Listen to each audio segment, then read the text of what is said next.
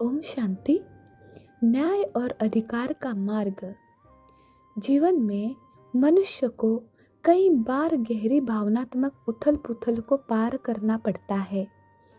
इच्छा शक्ति वाले लोग इन हालात में और भी मजबूत और अनुभवी हो जाते हैं, जबकि कमज़ोर और संवेदनशील लोग इन परिस्थितियों में निराशा से घिर जाते हैं। दृढ़ता या निराशा के इस खेल में मनुष्य आत्मा की कड़ी परीक्षा का एक बड़ा कारण है अन्याय। कई बार अच्छी भावनाओं को अन्याय को झेलना पड़ता है, जिससे उनका विश्वास डगमगा जाता है कि क्या मैं सही रास्ते पर हूँ या नहीं। क्या अच्छाई का सिला यही मिलता है? क्या ईश्वर का न्याय यही है? यह ऐसी परीक्षा है जो लौकिक कार्यक्षेत्र में, यहाँ तक कि अध्यात्म के मार्ग पर चलने वालों के सामने भी आ जाती है। क्या अन्याय को सहन करना पाप नहीं है? ऐसे में कई लोग वैचारिक धर्म संकट में आ जाते हैं कि भले अच्छाई के रास्ते पर सहन भी करना पड़ता है, त्याग क्षमा भी करना पड़ता है, लेकिन कोई यदि हमारी अच्छाई का नाजायज़ फ़ायदा उठा रहे हैं, भावनाओं से खिलवाड़ करता रहे, शोषण करता रहे और उसे अपनी भूल का एहसास भी ना हो, तो क्या अन्याय को सहन करना पाप नहीं है? भले हम बदला नहीं लेना चाहते, उसका बुरा भी नहीं चाहते, पर क्या अच्छाई हमें इतना भी अधिकार नहीं देती कि हमें न्याय मिले और हम शोषण का विरोध कर सके? ऐसे में कई लोग निराश और उदासीन बन जाते हैं और कोई ईंट का जवाब पत्थर से देने के आक्रोश से भरने लगते हैं और वही रास्ता अपनाने लगते हैं जो उन्हें भी पसंद नहीं था। लेकिन यही वह समय है जब उनके विवेक की असली पहचान होती है कि क्या वे निराश से स्वयं को नष्ट कर देंगे या आवेश में खुद वह रास्ता अपना लेंगे जिसे वे दूसरों को भी छुड़ाना चाहते थे। दोनों ही तरीकों से न वे संतुष्ट होंगे, न ही उनकी उन्नति होगी। भगवान सर्वोपरि न्याय करते हैं।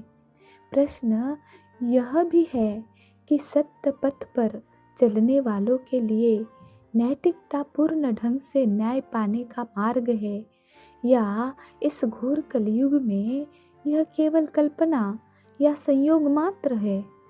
इसका जवाब है वह मार्ग है और सब के लिए है। भगवान स्वयं धर्मराज है। वे किसी के न्याय का अधिकार नहीं छीनते, बल्कि सर्वोपरि न्याय करते हैं। यहाँ इस बात का महत्व अवश्य है कि न्याय की अपेक्षा करने वाला किस मानसिकता व तरीके से न्याय की आशा कर रहा है। पौराणिक यादगार है कि राम के कहने पर जब सुग्रीव ने बाली को युद्ध के लिए ललकारा, तो बाली से कठोर प्रहार झेलकर सुग्रीव प्राण बचाकर वापस आया और भगवान को उलाहना दिया कि आपने गुप्त रूप से बाली का वध करने का जो वचन दिया था वह क्यों नहीं निभाया। भगवान का उत्तर था कि आप दोनों एक जैसे लग रहे थे, कहीं भ्रमवश मेरा तीर आपका ही अंत न कर दे, इसलिए मैंने तीर नहीं चलाया। भगवान बड़ी सरलता से समझ सकते थे कि जो पराजित हो रहा है वही सुग्रीव है। यह गुप्त रूप से तीर चलाने का भाव है, गुप्त रूप से ऐसी मदद करना जिसके द्वारा बाली अर्थात बलपूर्वक दमन करने वाले पर सुग्रीव अर्थात मृदुभाषी की विजय हो जाए। लेकिन अगर अभिमान या क्रोधवश सुग्रीव भी बाली से बाली की भाषा में ही सामना करने लगे तो भगवान वहाँ से ठीक वैसे ही साक्षी हो जाते हैं जैसे दो लोग आपस में बहुत नकारात्मक ढंग से व्यवहार कर रहे हो, तो हम लोग भी वहाँ से न्यारे हो जाते हैं। अगर हमें भगवान का सहयोग चाहिए तो भगवान के मार्गदर्शन अनुसार ही कार्य करना होगा।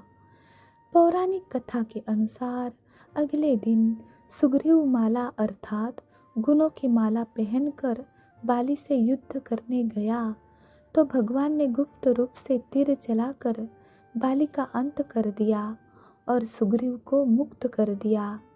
ऐसे ही ईश्वरीय मर्यादाओं और शिक्षाओं का पालन करने कोई भी ईश्वरीय मदद और न्याय का पात्र बन सकता है। अब हम उन विशेष मूल्य की बात करेंगे जिनको अपनाकर हम मर्यादापूर्ण रीति से अन्याय और शोषण का सामना कर सकते हैं और अपने अधिकार पा सकते हैं। वे 7 मूल्य निम्नलिखित थे। धैर्य।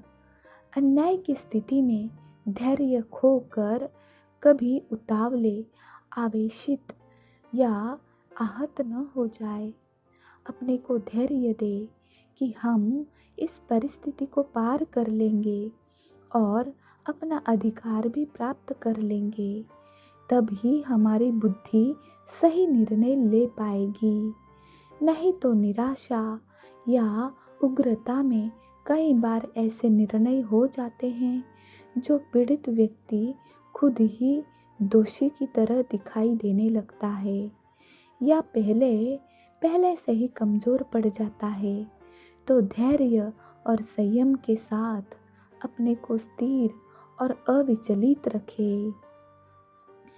दूसरी बात, सत्य। अपना मूल्यांकन करें कि हम अपने पक्ष में सत्य को लेकर चल रहे हैं या यह स्वार्थ या अहंकार का झगड़ा है जिसे हम दूसरे पक्ष की केवल कमी ही देख रहे हैं और अपने को नहीं जांच रहे हैं। अपने को भी सत्यता पर टिकाए, अहंकार के टकराव को न्याय का नाम ना दे। अपने शान के लिए नहीं, सत्य के लिए बात उठाए। तीसरी बात है सभ्यता और शालीनता। हम तुच्छ के साथ तुच्छ ना बने और अपने मूल्यों से ना गिरे। अपनी सत्यता को सभ्यता के साथ रखे, मर्यादा और चरित्र बनाए रखे। स्पष्टता। हम पूरी तरह से स्पष्ट होकर मुद्दे पर बात करें और उसको सामने लाए। मुद्दे को टारगेट करने के बजाय जब हम व्यक्ति को टारगेट करने लगते हैं तो वैमनस्यता की स्थिति बनने लगती है। ध्यान रहे, न्याय के लिए वैमनस्यता की आवश्यकता नहीं। ऐसा करने पर व्यक्ति सत्य एवं तथ्यों के तीर चलाने के बजाय कर्कश वाणी और दोषारोपण के बाण चलाने लगता है जिससे उसकी बातों की सच्चाई भी धूमिल हो जाती है। इसलिए सभ्यतापूर्वक स्पष्ट तौर पर हर पहलू से अपना पक्ष रखे। 5वीं बात है निर्भयता। जब हम सच्चाई के साथ धैर्यवत और मर्यादापूर्वक है तो किसी भी प्रकार के भय अथवा संकोच, झिझक की आवश्यकता नहीं। आवेश में आकर मर्यादा से बाहर जाने में भय होना चाहिए, सत्य को स्पष्ट करने में नहीं। सत्य तो न्याय की नींव और सभी का अधिकार है, इसलिए वहाँ पर किसी भी प्रकार का दबाव, पक्षपात या व्यक्ति विशेष की परवशता नहीं हो। निर्भय होकर सत्य पर अडिग रहे। 6वीं बात है दृढ़ता। किसी प्रकार के प्रतिकार, विरोध या कुटिल आरोपी को बौछावर के आगे अविचलित रहे, क्योंकि सत्य के पथ पर इन विघ्नों का आना बहुत सामान्य होता है। पूर्ण सजग दृढ़ रहे, क्योंकि जब अन्याय के भेद खुल रहे होते हैं तो उसकी बौखालट के प्रहार भी जरूर होंगे, पर दृढ़ता से उन्हें पार कर जाए। 7वीं बात है परमात्मा पिता पर, सत्य पर, ड्रामा पर और स्वयं पर निश्चय, और इनके आधार पर सफलता का निश्चय हो। शुरुआती 6 कदमों पर वही स्थिर रहेंगे जो इस निश्चय रूपी 7वें कदम पर अड़िग रहे, क्योंकि शिव बाबा के साथ और अपनी हिम्मत के सहारे ऐसा कोई कार्य नहीं होता जो सफल ना हो। इसी निश्चय के आधार पर कोई असत्य और अन्याय को निर्भीकता पूर्वक चुनौती दे सकता है, क्योंकि उसका साथी और सारथी स्वयं शिव परमात्मा है, जो सर्व विघ्न विनाशक और परम न्यायाधीश है। ऐसे निश्चय बुद्धि आत्मा के साथ कभी अन्याय हो नहीं सकता। उसे समय पर न्याय और उसके अधिकार जरूर मिलेंगे और उसका कोई अहित नहीं होगा। इस तरह सच्ची ईश्वरीय रीति और नीति से हर किसी को न्याय और अधिकार पाने का हक है। अगर कोई इन 7 कदमों पर पूरी दृढ़ता के साथ नहीं भी रह पाता है तो भी ड्रामा अनुसार समय पर न्याय तो होना ही है, लेकिन अपनी गलतियों के कारण नियति और परमात्मा की अदालत में वह खुद अपना केस बिगाड़ लेता है और न्याय होने में विलंब करा देता है। न्याय मिलने में विलंब होने का एक कारण यह भी होता है कि मनुष्य आत्माएं कई जन्मों के हिसाब किताब साथ लेकर चल रही है।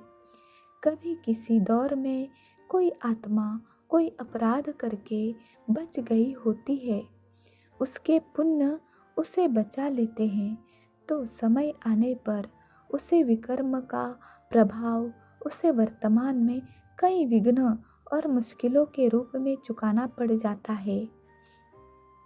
कर्मों की गति के इस ज्ञान के न होने के कारण मनुष्य अधीर और विचलित हो जाते हैं। न्याय ना मिलने पर तो मनुष्य बहुत शिकायत करते हैं, परंतु गलती पर भी जब सजा से बच जाते हैं तब वे कोई शिकायत नहीं करते। इस तरह अच्छाई और बुराई के गुप्त हिसाब किताब भी कहीं हमारी मदद करते रहते हैं और कहीं हमारे आगे विघ्न बनते रहते हैं। इसका अर्थ यह नहीं कि अन्याय की स्थिति में कोई हाथ पर हाथ रख कर बैठे रहना है, लेकिन यह ध्यान अवश्य रखें कि पुराने विकर्मों और छल के हिसाब किताब को नए विकर्मों और छल द्वारा नहीं मिटाया जा सकता। कुदरत और परमात्मा के न्याय से कभी विश्वास न उठाए, क्योंकि न्याय तो नियति है और वह होकर ही रहेगा। अच्छा, ओम शांति।